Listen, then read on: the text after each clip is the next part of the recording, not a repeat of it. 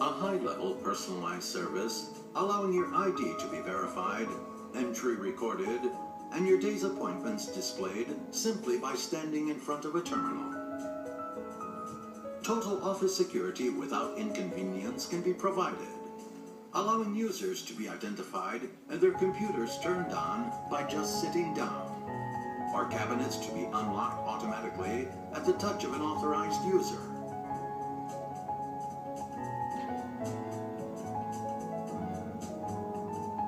Mobile terminals and terminals embedded in the environment are able to connect and initiate communication in various combinations in response to user actions.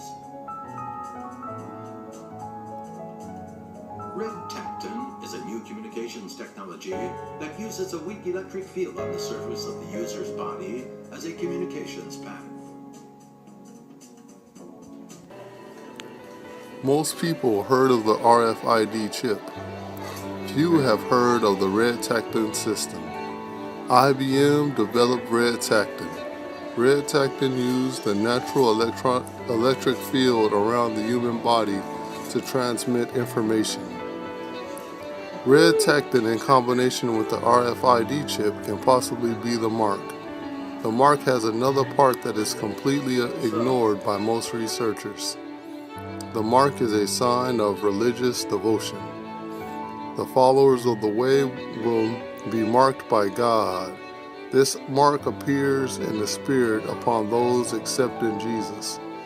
This mark will exclude those who take it from the judgments of Revelation. The enemy will likewise try to mark his people. The mark don't have to be technology. It's open rebellion against God. Throughout history, many people were marked. Branding was used to identify soldiers, slaves, temple devotees, and livestock. In Asia Minor, devotees of various temples proudly displayed their tattoos. Ptolemy, philosopher I, branded Jews who submitted to registration with an ivy leaf to recognize their worship of Dionysus. Tattoos and branding was a common means of identification in ancient times. Roman slaves were marked to prove they paid taxes. Caligula tattooed gladiators and other slaves as public property. Christians condemned to work in the mines were also tattooed. This type of tattoo has been lost to history. It will be rediscovered and reintroduced possibly as the mark of the beast. A vase depicts a tattooed woman who worshipped Dionysus killing Orpheus. Orpheus began to worship Apollo. Orpheus was killed for converting. The worshippers of Dionysus was known as the Raving Ones. They would worship Dionysus with music, intoxication, and dance. The worshippers were dressed in fawn skin and carry the thyrus. The thyrus is a stick wrapped with vines and ivy and tipped with a pine cone. They also would handle snakes.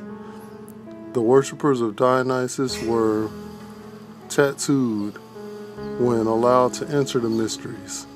This mark shows that the worshippers of Dionysus is property of Dionysus.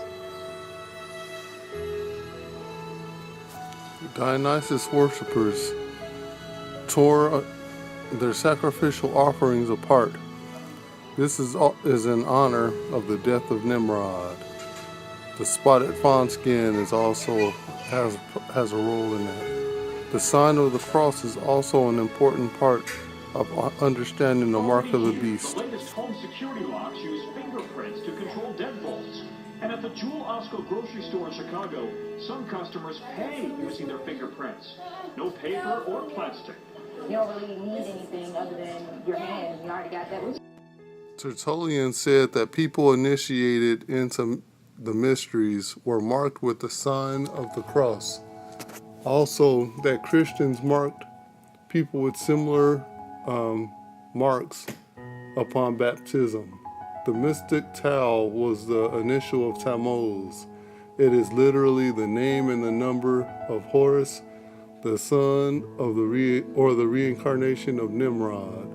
Tammuz was also associated with the sun. The Tau was also the sign of life. The priests of Baal wore the Tau on robes. The Nubians and Libyans wore the Tau as a protective sign.